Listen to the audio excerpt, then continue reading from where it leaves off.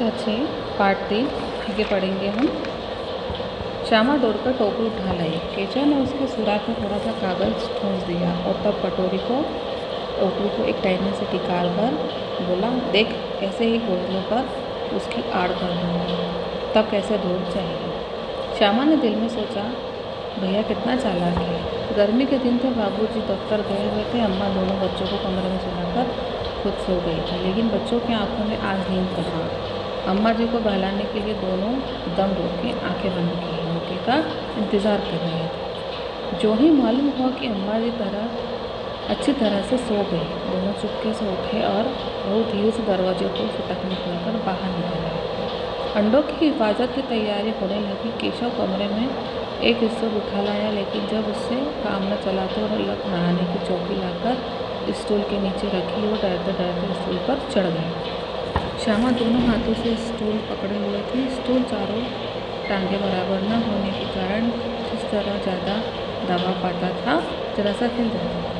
उस वक्त केशव को कितनी तकलीफ उठानी पड़ती थी, यह उसी का दिल जानता था। दोनों हाथों से कार्निस पकड़ लेता और श्यामा को दबी आवाज़ से डांटता, अच्छी तरह पकड़, फिर वरना उतर कर उसको मारूंगा।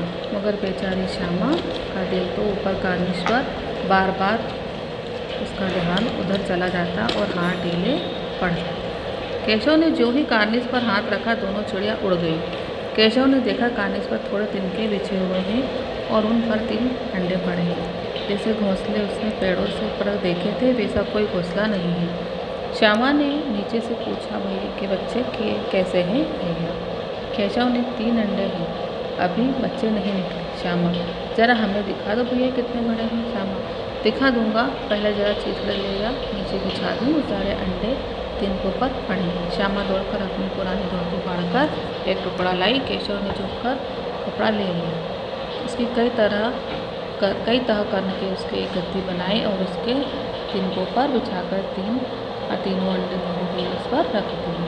श्यामा ने फिर कहा, हमको भी दिखा दो भैया। केशव, दिखा दूंगा, जरा पहले वो टोकरी तो दे दो, ऊपर छाया कर दो। श्यामा ने टोकरी नीचे से थमा दी और बोली, अब तुम उतर आओ, मैं भी तो देखूं। श्यामा, केशव ने टोकरी को एक टहनी से टिकाकर कहा, जा दाना और पानी की प्याली ले आ, मैं उतर आऊँ तो तुझे दिखा दूंगा। श्यामा पाली और चावल ले आई। केशव ने टोकरी के नीचे दोनों चीज़ें रख दी और आहिस्ता से उतर आई। श्यामा ने गिड़गिड़ा कर कहा, अब हमको भी चढ़ा दो भैया। केशव, तू गिर पड़ेगी।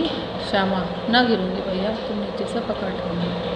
केशव, न भैया, कहीं तू गिरा पड़ी तो अम्मा जी मेरी चटनी ही कर डालेगी, कहेगी कि तूने ही चढ़ाया था, क्या करेगी देखकर। अब अंडे बड़े आराम से हैं, जब बच्चे निकलेंगे तो उनको खा लेंगे।